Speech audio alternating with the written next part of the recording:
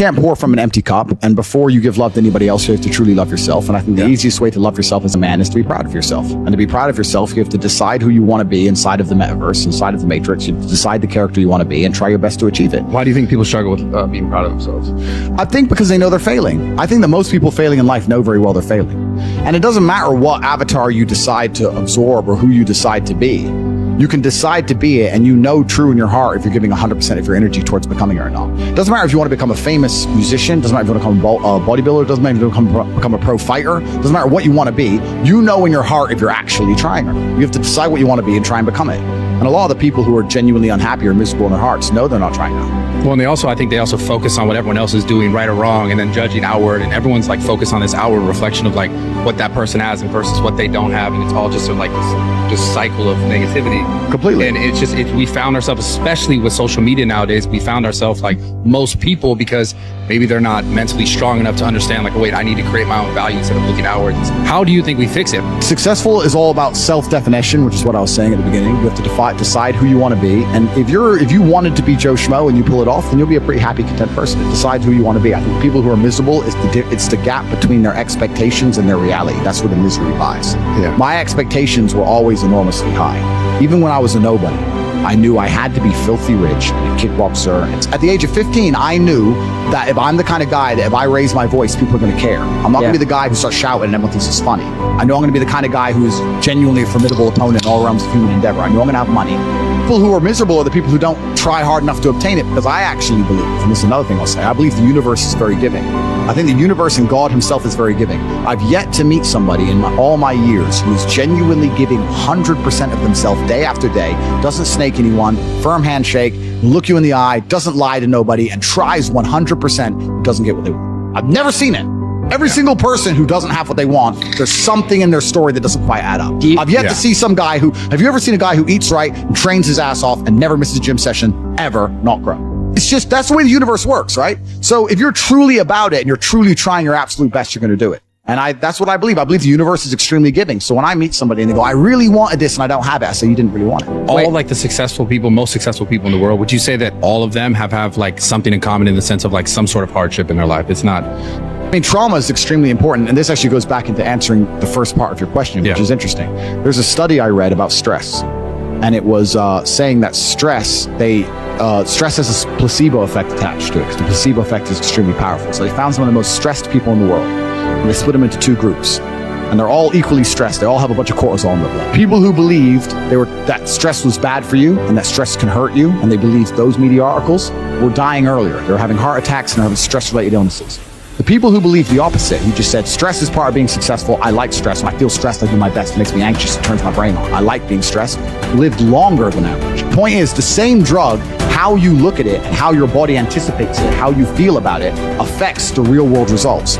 Which goes back into what you were saying earlier about the jealousy. You're saying people look on social media and they get jealous and it demotivates us. That's because they decide to be demotivated by it. Do you know what happens when I get jealous of somebody? I fucking beat them. If I look at somebody who has something I ain't got, I will take it from them by hook or by crook. Love it. I wish someone could make me jealous. It's hard now. I got everything. I wish I could look at somebody and go, fucker, Would you say jealousy is the #1 part for motivation?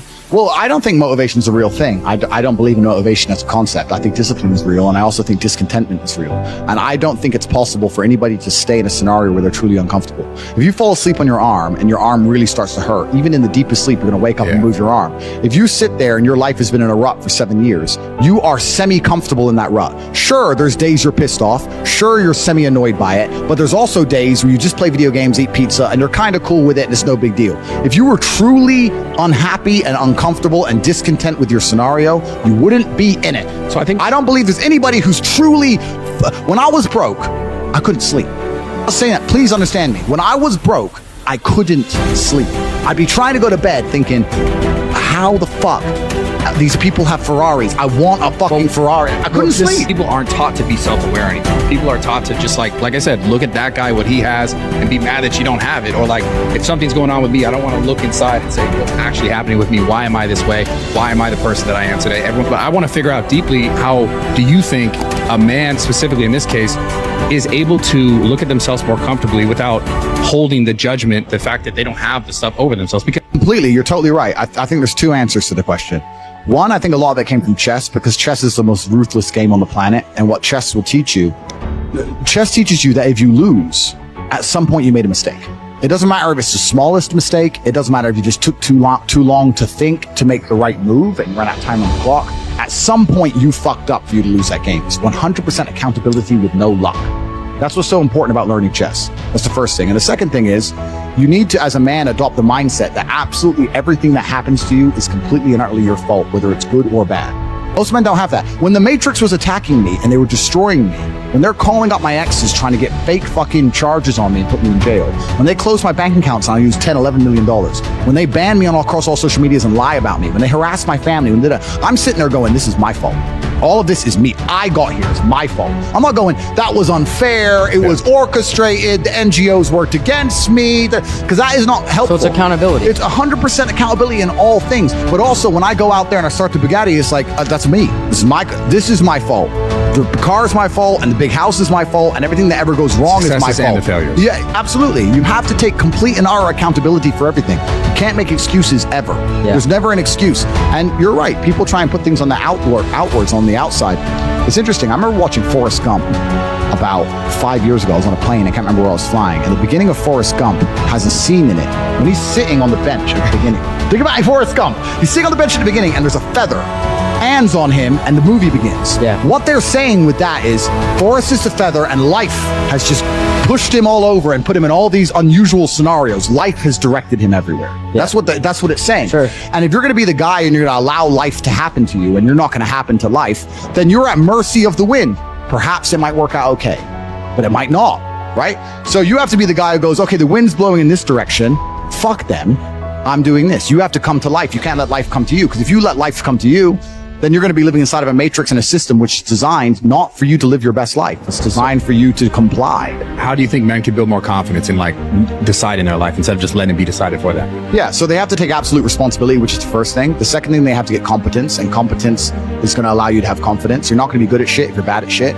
You have to be good at things. You're only going to be confident in things if you're good at things. I know what I'm good at and what I'm bad at. So you have to go out there and take risks, and you have to make mistakes, and you have to risk it all. And once again, this comes down to competition. I think competition is such an important thing in the masculine world. I grew up in the chess world, then I went in the fighting world. It was all extremely competitive. It's competition driven. You can't make excuses. If I sit here and say I lost a fight, cool, you lost the fight. But I lost the fight, but my gloves, when they were wrapped up, my hand was hurting, and then they excuses. Like, you have to understand that excuses don't matter. Nobody cares. Life's binary. Winners or losers. And you just have to take absolute responsibility for it. People are so caught up when things happen. This is why this happened to me, because of this, because of my childhood, because of my past trauma, because of my life, whatever. Yeah. But people are so not taught to like look inwards and go towards those things. Well, I think playing victim's it's an easy way out. Yeah.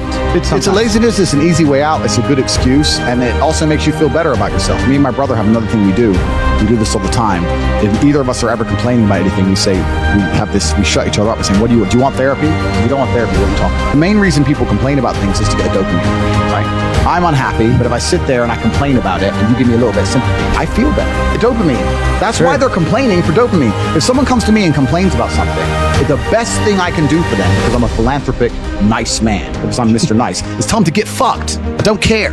Shut up. A lot of this comes down to your social circle, because there's a whole bunch of guys out there whose friends accept excuses. If your friends will allow you to make excuses, you're going to make excuses. If your family let you make excuses, you're going to make excuses. You're going to complain and feel better. You got to be around killers who don't accept that shit. Let's say me and 3 friends, there's 4 of us, and we all decide to do 10,000 push-ups a day, and all of us do them except one. There's no words inside the human language, there's no sentence you could possibly construct, no matter how compendious or concise or how intelligent the man is, that will allow us to forgive him for failing. We don't accept excuses. That is it.